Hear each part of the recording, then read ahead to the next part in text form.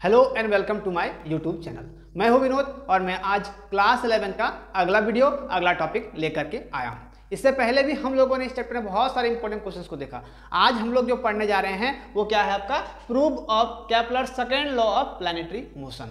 तो जो बच्चे मेरे पिछले वीडियो में थे उनके लिए तो ज़्यादा दिक्कत नहीं होना चाहिए, क्योंकि केपलर्स लॉ मैंने पिछले वीडियो में अच्छी तरह से समझाया हुआ था। केपलर्स का 3 नियम था, तीनों नियम को मैंने अच्छे से बताया। जो बच्चे नए हैं उनके लिए थोड़ा सा मैं हिंट दे देता हूँ, ठीक है। तो केपलर्स क्या होगा आपका, देखिए यहाँ पर मान लिया जाए सन है, यहाँ पे सन है और प्लैनेट जो होगा वो क्या करेगा, इलिप्टिकल ऑर्बिट में मूव करेगा। किसके अराउंड, सन के अराउंड, ठीक है। यहाँ पर प्लैनेट है, ये प्लैनेट क्या करेगा कि ये सन के अराउंड में आपका चारों तरफ इसका चक्कर लगाएगा। किस ऑर्बिट में, इलिप्टिकल ऑर्बिट में, पहला नियम, ठीक है। दूसरा नियम क्या था कि यहाँ पर मान लिया सन है तो यहाँ पर इसका एरिया जो होगा वो क्या होगा, dA/dt जो होगा वो कॉन्स्टेंट होगा, ठीक है। dA/dt क्या होगा, ये कांस्टेंट होगा। लेकिन इसका मतलब क्या है कि यहाँ पर इसका एरिया जो होगा दिए हुए टाइम इंटरवल के साथ हर यहाँ पर कांस्टेंट होगा। जैसे यहाँ पर मान लिया जाए कि यहाँ पर एरिया जो होगा वहाँ कुछ होगा, यहाँ पर कांस्टेंट होगा। इस पॉइंट पर भी ले ले तो यहाँ भी कांस्टेंट होगा, इस पॉइंट पर ले ले तो यहाँ भी कांस्टेंट होगा। इस और इलिप्टिकल ऑर्बिट में किसी भी पॉइंट में ऐसा क्या होगा कि ये कांस्टेंट होगा, ठीक है। दूसरा पॉइंट, इसी के बारे में हम लोग को पढ़ना है, dA/dt को फाइंड करना है, ठीक है, प्रूव करना है। चलिए अब तीसरा नियम क्या था कि T square proportional to a³ या फिर r³, ठीक है। ये क्या था कि टी आपका स्क्वायर प्रोपोर्शनल टू a³ या r³ आप लोग कुछ भी ले सकते हो, ठीक है। इसका मतलब प्रोपोर्शनल टू का मतलब क्या होता है कि अगर ये बढ़ेगा तो ये भी बढ़ेगा, ठीक है, ये घटेगा तो ये भी घटेगा, ठीक है। तीनों नियम के बारे में जो मेरे पिछले वीडियो में थे उनको समझ में आ गया होगा, जो भी नए भी थे उनके लिए मैं थोड़ा सा हिंट दे दिया, ठीक है। जो बच्चे नहीं थे मेरे पिछली वीडियो में वो पिछले वीडियो में जा करके देख सकते हैं, आप लोगों को वहाँ अच्छे तरीके से समझाया गया, ठीक है। तो यहाँ पर एक हम लोग सर्कुलर ऑर्बिट ले लिए हैं, हम लोग को सेकंड लॉ प्रूव करना है, Kepler second law of planetary motion को। तो dA/dt इक्वल टू कांस्टेंट, जो कांस्टेंट होगा इस आपका सर्कुलर ऑर्बिट में कहीं भी आप लोग किसी पॉइंट को ले लो। ये मैंने यहाँ पर लिया हुआ, ये कोई जरूरी नहीं है। आप लोग फिगर में कोई और टीचर पढ़ाते हैं तो उनको वहाँ पर देखना कि ये हो सके यहाँ पर भी ले सकते हैं, यहाँ भी ले सकते हैं, यहाँ भी, क्योंकि इस पूरे ऑर्बिट में आपका क्या होगा, हर एक जगह पर इसका वैल्यू जो होगा dA/dt वो कांस्टेंट होगा, ठीक है। तो यहाँ से हम लोग एक पॉइंट, ये सन है इसको हम ऐसे नोट कर दिए, और यहाँ से एक P पॉइंट ले लिए, एक Q पॉइंट ले लिए। इन दोनों के बीच का दूरी क्या मान लिया हम लोग, टाइम की पीरियड क्या मान लिए कि dt मान लिया। dt कहने का मतलब क्या है, dt कहने का मतलब है कि बहुत स्मॉल अमाउंट ऑफ हम लोग टाइम लिए हैं, ठीक है। कोई भी चीज़ में आगे अगर स्मॉल d लग जाता है, अगर यहाँ पर t रहता, t का मतलब क्या होता है, ये बड़ा हो जाता है, ठीक है। अगर इसके आगे d लगा दिए तो ये स्मॉल टाइम इंटरवल हो जाएगा, ठीक है, याद रखना है आप लोग को। और यहाँ पर d थीटा क्यों लिए, क्योंकि जब मेरा यहाँ पर टाइम जो होगा यहाँ पर स्मॉल अमाउंट में होगा तो थीटा भी जो होगा, देखिए यहाँ पर अगर हम लोग d हटाते हैं तो ये एक बड़ा एंगल बन गया, ठीक है, थीटा। और यहाँ पर अगर हम लोग d लगा दिए इसका मतलब क्या है कि ये स्मॉल अमाउंट ऑफ होगा, है ना, स्मॉल अमाउंट ऑफ एंगल जो भी बनेगा यहाँ पे। और यहाँ पर एक Q पॉइंट मान लिया, इसका डिस्टेंस r मान लिया, यहाँ भी r मान लिया, ठीक है। तो चलिए पहले इसको हम लोग थ्योरी में लिखते हैं, उसके बाद हम इसको सॉल्व करेंगे, ठीक है। तो कॉपी और पेन निकाल लेना है और साथ में लिखते भी चलना है। चलिए, we consider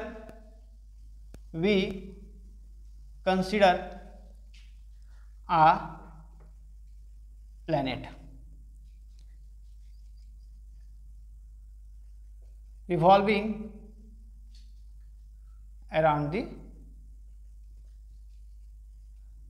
around the sun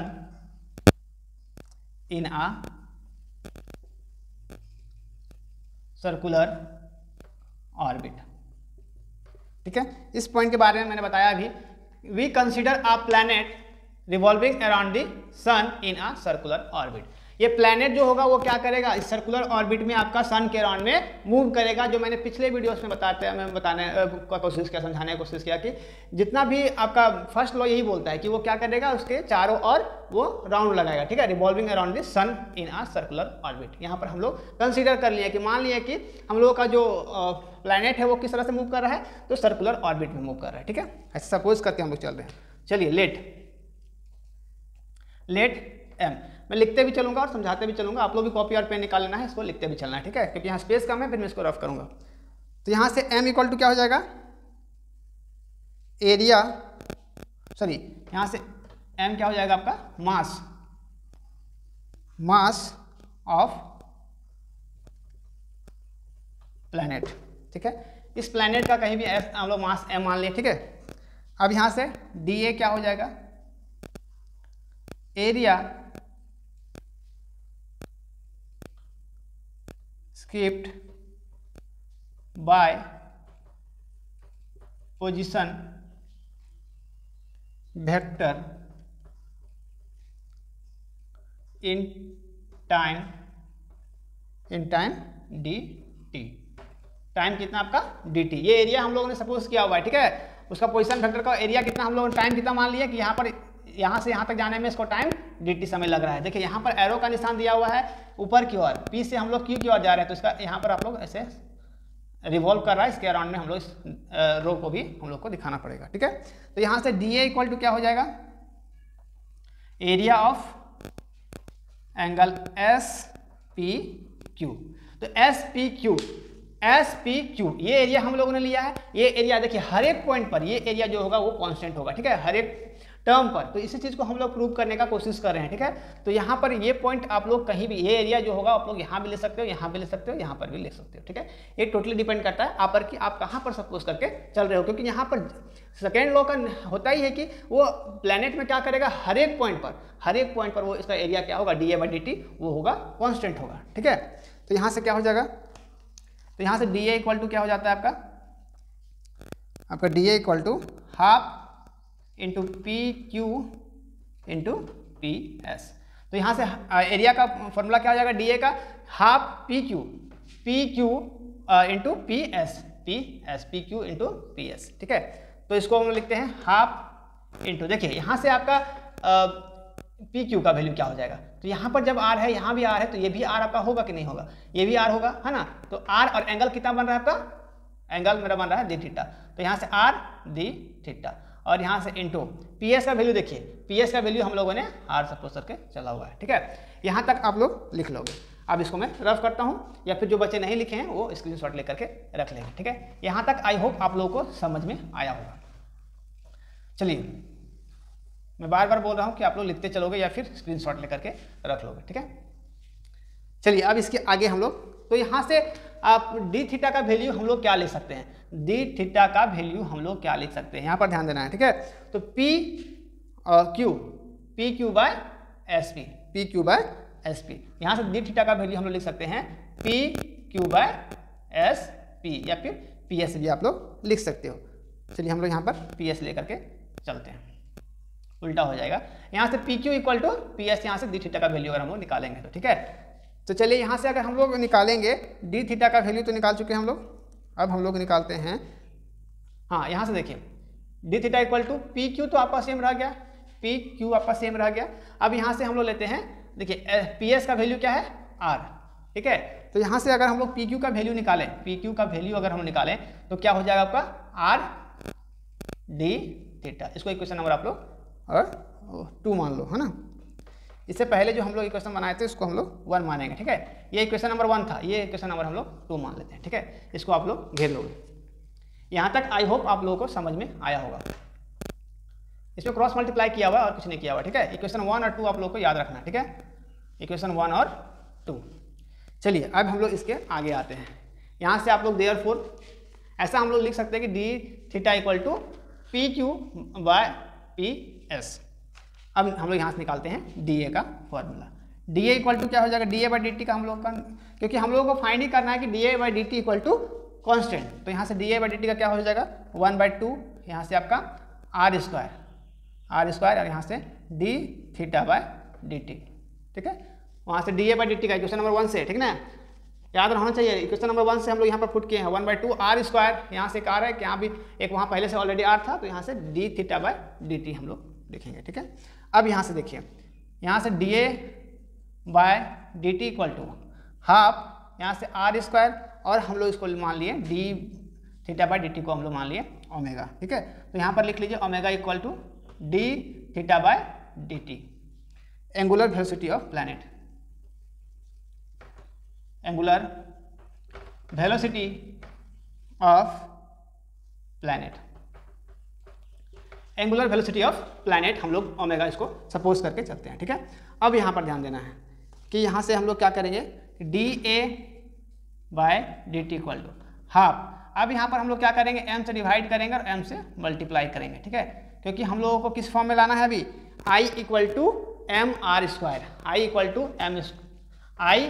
to m r square. क्यों होगा ऐसा, मोमेंट ऑफ इनर्शिया होगा, क्योंकि इस फॉर्मूले के अनुसार हम लोग को सेट करना है। यहाँ पर हम लोग, आप लोग लिख सकते हो मल्टीप्लाई एम एंड डिवाइड, ठीक है ना। हम लोग क्या किए हैं कि डिवाइड भी किए और मल्टीप्लाई भी किए हैं, क्यों, क्योंकि इस फॉर्म में हम लोग को लाना था मोमेंट ऑफ इनर्शिया के फॉर्म में, ठीक है।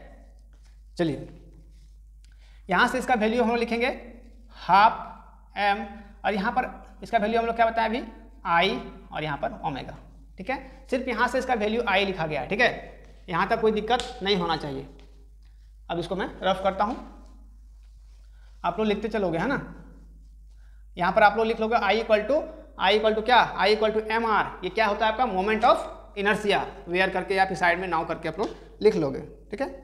हाँ, अब यहाँ पर ध्यान देना है, d A by d t equal to, यहाँ से 1/2, यहाँ से देखिए अब हम लोग लेंगे I omega equal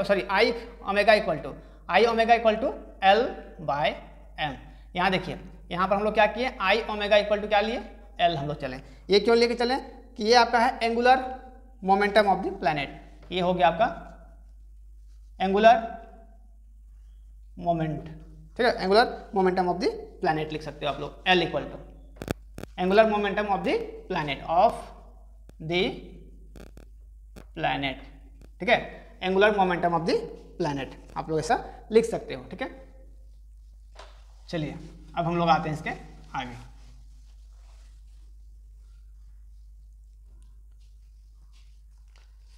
Since no external torque act on the planet and so on, half यहाँ से L बाय M को हम लोग लिख सकते हैं कांस्टेंट। क्यों ऐसा किए, since no external torque on the planet so on and so on, इसमें क्या हो रहा है, कोई भी एक्सटर्नल टॉर्क जो है प्लैनेट पर नहीं लग रहा है, कोई भी एक्सटर्नल टॉर्क जो होगा एक्ट नहीं कर रहा है, काम नहीं करेगा, ठीक है। टॉर्क जो होगा कोई भी एक्सटर्नल टॉर्क में काम नहीं करेगा, तो हम लोग लिख सकते हैं कि हाफ एल एम जो होगा वो कांस्टेंट होगा। जब ये टर्म कांस्टेंट होगा तो मेरा D A by d T भी ऑलरेडी, देयरफॉर हम लोग लिख सकते हैं d A by d T जो होगा वो कांस्टेंट होगा, ठीक है। ऐसा हम लोग लिख सकते हैं, ये आप लोग घेर दोगे, ठीक है। इसको हम लोग लिख सकते हैं this proves Kepler's second law of planetary motion, ठीक है। तो मैंने स्टार्टिंग में ही बताया था, जब हम लोगों ने जब थ्योरी पढ़ा था उस समय हम लोगों ने ये जाना था कि आपका d A by d T जो होगा वो कांस्टेंट होगा। तो यहाँ पर हम लोगों ने प्रूव करके भी चेक किया कि ये रियल में ये क्या सही था। तो हम लोगों ने जब प्रूव किया, फाइंड किया, तो हम लोग का D A by d T जो होगा वो कांस्टेंट होगा। क्यों होगा ऐसा कि यहाँ पर कोई भी एक्सटर्नल टॉर्क जो होगा वो एक्ट नहीं करेगा, जिसके कारण ये होगा D A by d T जो होगा ये कांस्टेंट होगा। ये मेन रीजन है, ठीक है। कोई भी पूछे कि आप केप्लर्स लॉ सेकंड लॉ में वहाँ पर D A by d T जो हर एक इस सर्कुलर ऑर्बिट में हर एक जगह पर ये कांस्टेंट क्यों होगा, तो वहाँ पर एक ही आपको जवाब देना है कि वहाँ पर एक्सटर्नल कोई टॉर्क जो होगा वो एक्ट नहीं कर पाएगा, काम नहीं कर पाएगा, जिसके कारण ये हर एक जगह पर आपका क्या होगा, कांस्टेंट होगा, ठीक है। D A by d T वो हर एक जगह पर कांस्टेंट होगा इस सर्कुलर ऑर्बिट के किसी भी पॉइंट पर, ठीक है। तो ये हो गया Kepler second law of planetary motion, इसका प्रूफ जो हम लोगों ने फाइनल आंसर तक लाया। इस तरह का वीडियोस मैंने और भी अपलोड किया हुआ है, चाहोगे तो मेरे पिछले वीडियो में जाकर के देख सकते हो। और जो बच्चे नए हैं वो मेरे चैनल को सब्सक्राइब कर लेंगे और शेयर भी कर देंगे, ताकि जो और भी बच्चे हैं वो आसानी से पढ़ सकें और अच्छे मार्क्स ला सकें। मिलते हैं अगले वीडियो में, तब तक थैंक यू, टेक केयर, जय हिंद।